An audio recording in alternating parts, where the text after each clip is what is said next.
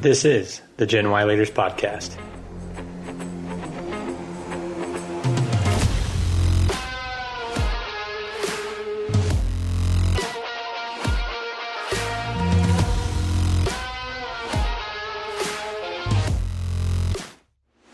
Welcome to the Gen Y Leaders Podcast, where we guide millennials to become the next generation of business leaders and entrepreneurs. I'm your host, Eric Huey, and multiple times a month, we bring you interviews from high-performing millennials who are challenging perceptions and changing expectations of our generation. Our mission is to help you overcome fear, take action, and go confidently in the direction of your dreams. It's time to start preparing now, mainly because 10,000 baby boomers are retiring every day, which will create a vacuum of career opportunities that you've been waiting for. Will you be ready?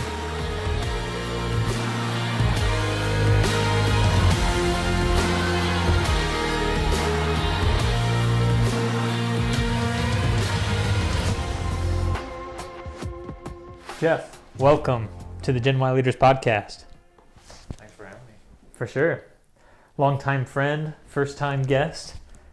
If you could just tell people who you are and what you do. Yeah, my name is Jeff VanDeusen, electrical engineer. Essentially, basically do some wireless communications work for everybody else to understand. That's probably the easiest way I can explain it. Yeah, for sure. Going into technicals, but... Yeah, and then tell us about this business or entrepreneurial endeavor that you have on the side.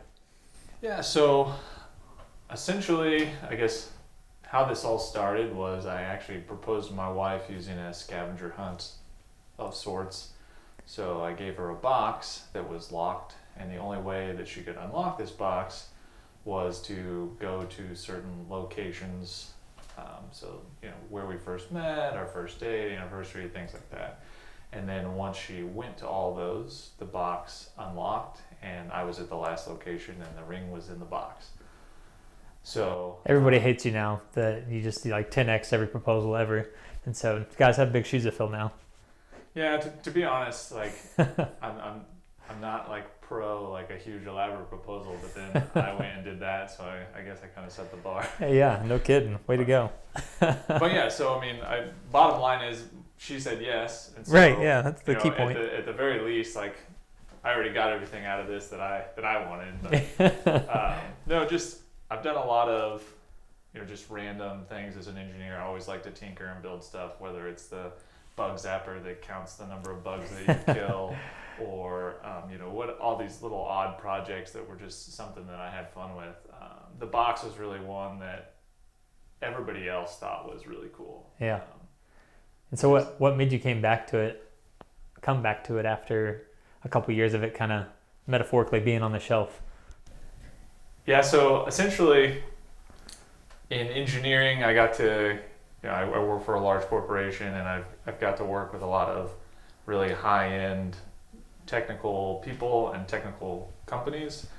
And through that, I was, always challenged to, see what we could do, pushing the state of the art, large billion-dollar projects. And then I kind of took more of a project management role, and I really missed, I liked some of the system level design and things I was doing, but I really missed a lot of the technical design and me just building stuff, and I wasn't getting that anymore so much with my job. And so that's when I've always had a little bit of an entrepreneurial spirit. Yeah. And so that's really what brought me back to the box, was just I was kind of missing that building stuff for fun part. And for sure. So would you say that's like a big portion of your why is you've obviously operated well and had success in electrical engineering and kind of climbed the corporate ladder now. So would you say part of your why and maybe why you're pursuing this thing we're about to talk about, the box, is that aspect of kind of tinkering around and having the entrepreneurial spirit and the creative license to kind of build things from scratch? Yeah, definitely. The challenge of like owning your own business was always kind of something that I was interested in. Yeah. And then coupling that with the skills that I really developed as an engineer, because despite what you may think when you graduate from college, right, you know nothing in engineering. And so getting to work with a really talented group of people throughout, the first 10 years of my career, I really kind of developed a lot of that stuff. I was like, okay, I know how to make a product. And if I'm the engineer, like I can do that work essentially on, my work is free. My time is free. And so I was able to, get through the development stage of the product without really a lot of upfront cost, and then, just kind of take it from there. Yeah. And that's really the challenge, and yeah, just then coming back to the box specifically because of really just the wide variety of people that have told me that this is a really cool idea, and there's so many things that are applicable to it, and we'll get into that. For sure. Yeah, kind of dovetailing off that, what a lot of people have their kind of like last straw moment, or kind of the crossing the threshold of like, all right, I'm doing this, like, full commitment kind of switch. What was that for you? Was it just everyone like repeatedly saying, Jeff, this box thing is really cool, you got to pursue this, or what pushed you through the threshold? Yeah, no, that's a good question. I would say that's actually probably a little bit deeper like answer than maybe some other people. It was more just I was at the lake in the summer, and I'd kind of been toying with this idea, and I had developed the product, and I was kind of getting to the point where it's like, okay, I have to file for a patent, and that filing for a patent is a $10,000 endeavor, right? So it's just like at that point, it's like, okay, we're gonna have some serious, right? This is at that point it was, other than that it's $100 and my time, and I throw away my time all the time. So sure. So at that point it became real, and it was making that decision. It was at the end of my career, like if I'm 60 years old, 65. Or if I get to retire at all, it's just like I wanted to have known that I took a shot, as opposed to just doing the standard 9 to 5 and never trying. For sure, regret is a heavy burden to bear. So yeah, let's get in the box a little bit more as far as like the specifics. I forget, did you plug the name of it at the beginning? Yeah. So currently it's Scavenger Tech. Scavenger-tech.com is our website. But yeah, that's the name of the company. Cool. Yeah, I guess on that note, a lot of entrepreneurs go through different iterations of their business, their product, their service. Like, okay, well, this isn't resonating with the market. We're not getting much feedback, so let's try kind of spinning this, or changing the branding, changing the logo, changing the name. So I think you've been through 3-4 iterations. Talk about that process a little bit and kind of what's got you from one thing to the next. Yeah, so I guess in the development cycle, the first box was obviously for my now wife, and that proposal process. And then when I came back to it, it was like, okay, how do we make this a product? So I developed all the software, I developed the hardware, laid everything out. Really from an engineering standpoint, I developed it so that it could be mass produced.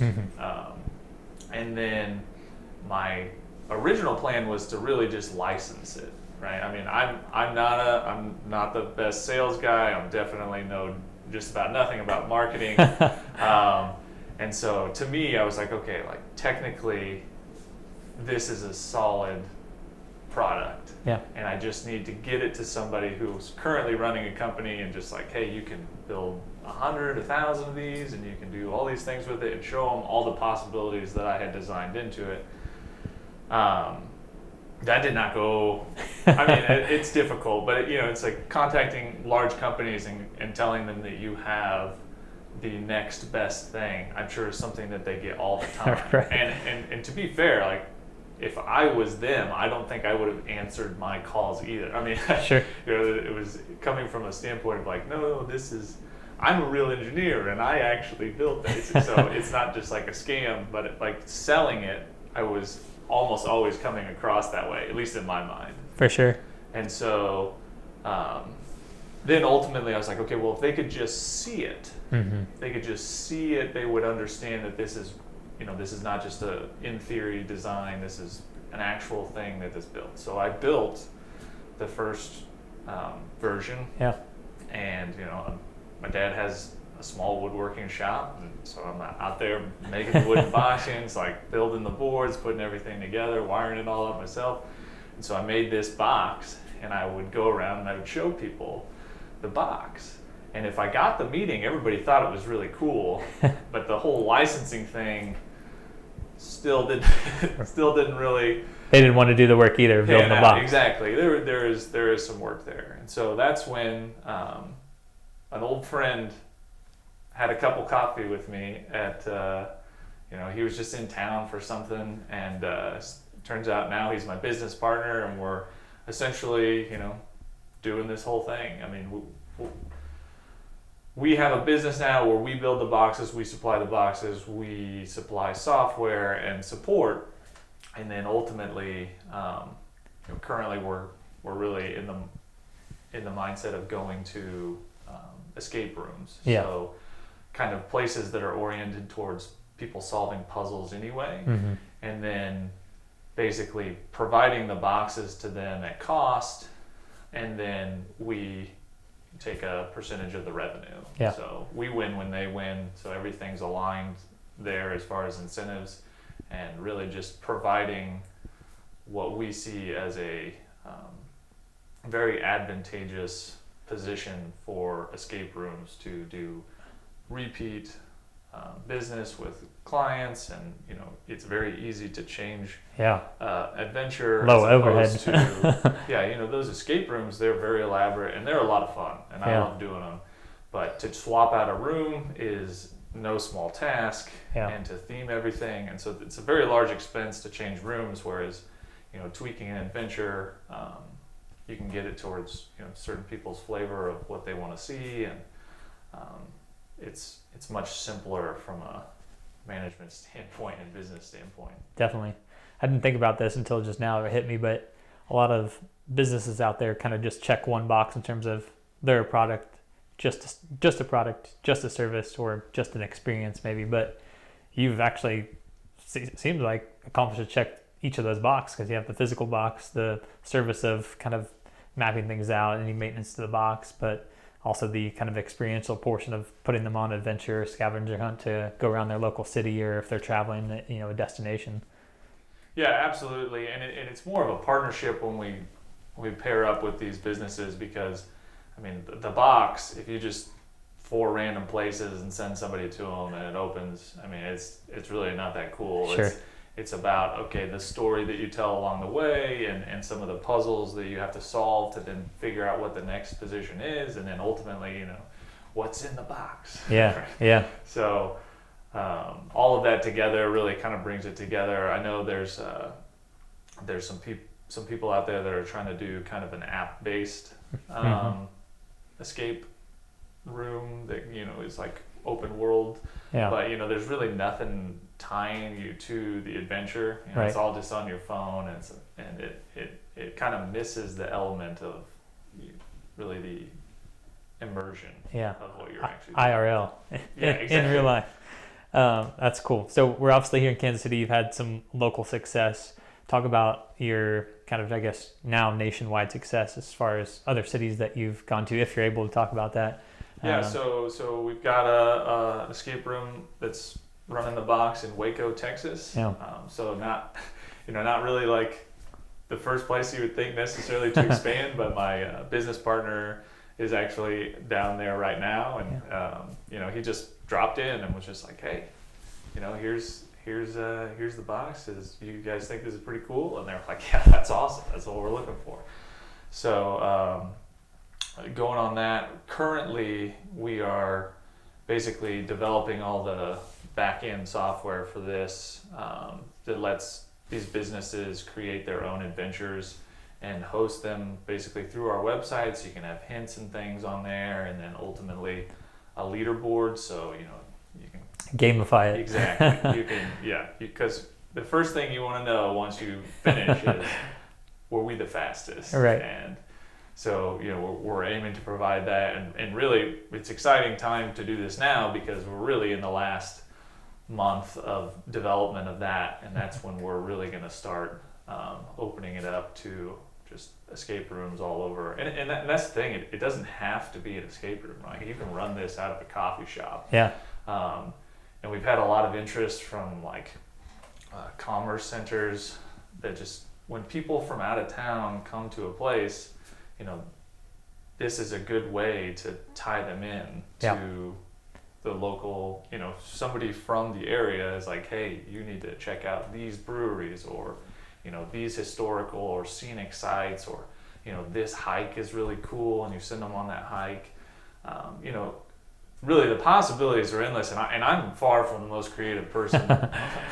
And so, it's like, I don't want to try to limit anybody. And that's the cool thing, is working with a lot of these people that come up with these games for escape rooms, where their mind goes with it. I'm just like, yeah, I never thought of that. Right. Yeah, I can do it, or we can get it there. We can provide the software that will make that happen. I think checking all those boxes in terms of product, service, and experience opens a lot of doors, pun intended, zinger, to be able to do things like that. Because I mean, my mind goes 1,000 different places every time I talk to you. I get pumped for you just because, I mean, the business tie-ins as far as, partnerships and sponsorships and products that you could put in the box and all this different stuff is just, I think the possibilities are endless. So super excited for you, and to be able to interview you early on with this and to kind of, project or dream about where you're going to be in the years ahead. So it'll be cool to see where you end up. A couple key questions I always ask every guest is what books or resources or anything out there would you recommend to other aspiring entrepreneurs that would help them in their journey? MJ DeMarco? MJ DeMarco, yeah. I definitely read some of his stuff. I mean, as far as entrepreneurial stuff, that's definitely up there as far as interesting. Mm-hmm. The Art of Immersion is something that I was interested to read. I'd really say the first half of that book. You get halfway through it and it starts getting boring. Just go ahead and put it down. It doesn't really recover. But, just kind of getting the mindset of people who try to create these immersive environments for people. Because really that's what makes that's what takes the box from kind of a cool gadget to like an adventure with your friends that you never forget. Yeah, for sure. Really that immersive component of telling the story and like, whether it's solving a crime or just like getting, making a pub crawl like more entertaining, giving you a purpose to get to the next bar. Whatever that is, that book was pretty insightful for that. Some of the kind of the revolutionary tactics for that. For sure. And hadn't heard that one, so I'll definitely check that out.